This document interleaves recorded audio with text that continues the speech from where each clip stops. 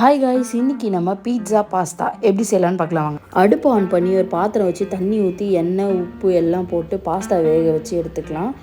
இப்போ நம்ம இந்தமாரி ஒரு லாங் ஸ்டிக்கில் நம்ம வேக வச்ச பாஸ்தாவை அதுமாரி குத்தி எடுத்துக்கலாம்.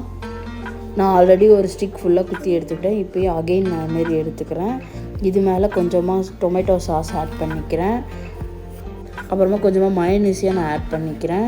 மயோனீஸையும் ரெட் சாஸையும் அந்த பாஸ்தாவில் எல்லா இடமும் நான் ஸ்ப்ரெட் பண்ணி எடுத்துக்கிறேன். அப்போ தான் டேஸ்ட் நல்லாயிருக்கும்.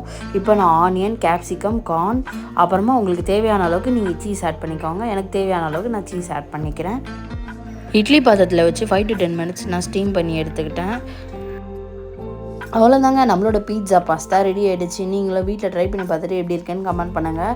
இதில் சாஸ் தான் கொஞ்சம் கம்மியாகிடுச்சு. நீங்கள் கொஞ்சம் சாஸை அதிகமாக சேர்த்துக்கோங்க. மறக்காமல் நம்மளோட சேனலை லைக் பண்ணுங்கள், ஷேர் பண்ணுங்கள், கமெண்ட் பண்ணுங்கள், சப்ஸ்கிரைப் பண்ணுங்கள். தேங்க்ஸ் ஃபார் வாட்சிங். பாய்.